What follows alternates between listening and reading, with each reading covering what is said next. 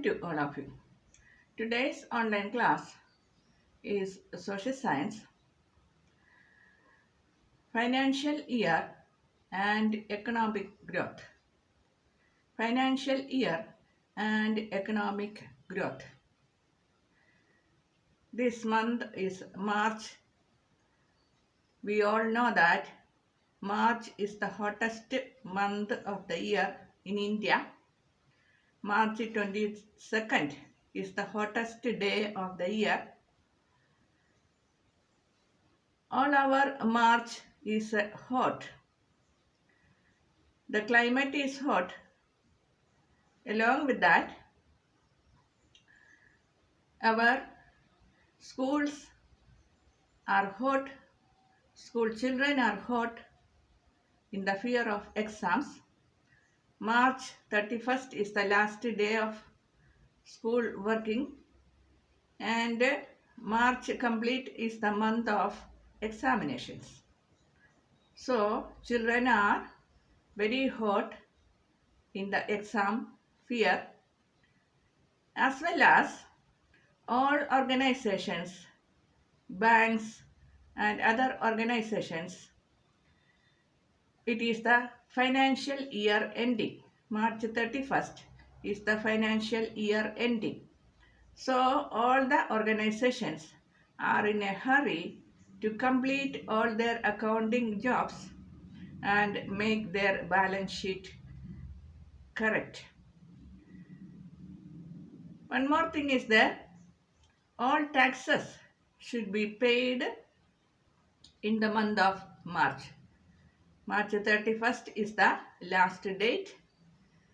Taxes, house taxes, land taxes, road taxes, like that.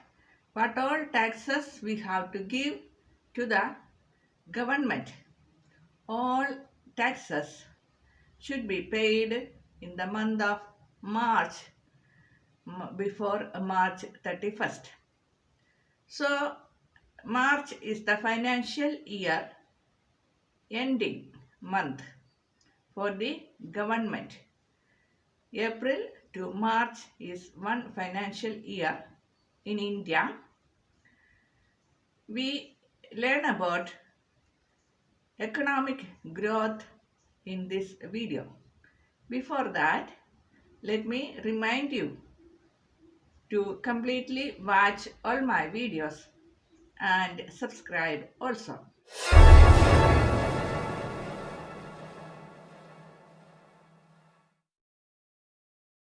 India is not developed, it is underdeveloped. It is a developing country.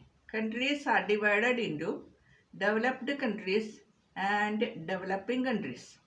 India comes in the developing countries. Low income countries, middle income countries, high income countries, these are the partitions. Out of that, India comes in the low income countries along with Kenya, Somalia, Zimbabwe, all African countries, Vietnam, Indonesia, India, Pakistan,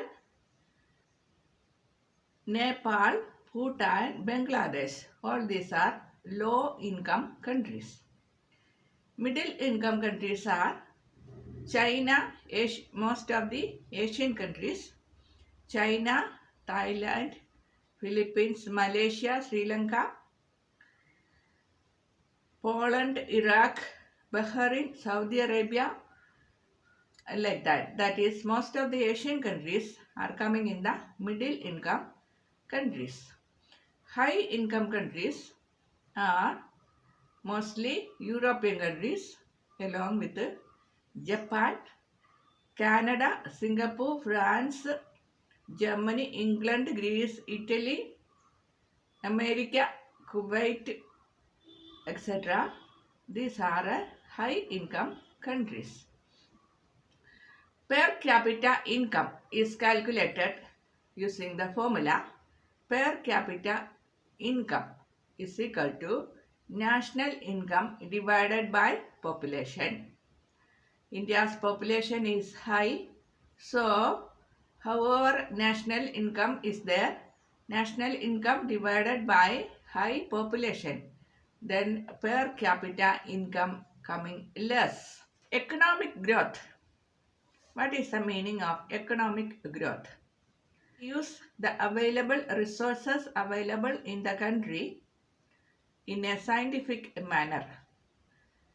Economic growth. Economically, the country become growing because of the available resources. We make it as a income. Is an increase in the gross national product of the country. Gross national product means complete product of the country, the income coming from that is the gross amount, that is the economic growth. If that gross income increases, the country is growing economically. When we aim at social welfare along with the increased production, then it is called economic development. The country's development means social welfare also. Society or the people should be given all the facilities, all a part of the income produced by the national product. That also happens, then only it is called economic development. Economic development equals economic growth plus qualitative change, that is quality of life of the people. Economic development of a country is defined as economic development equals economic growth plus qualitative change. Economic growth is the national growth or the total gross amount of product, available product made in the country, plus qualitative change, that is to the society all over. What changes happens in the life of the people, that depends, that calculated as the economic development. India is a mixed economy. Mixed economy means some of the products are under the government control, some others are under the private control, and some others are mixed control of a government and private sector. In India, production of arms and communication, ship, oil and railways are in public sector. Banking, transport, education, banking, etc. are in the private sector. That is active participation of public sector as well as private sector is there in the transport, education and banking areas. Technology we use, and the growth of private sector. Private sector is increased.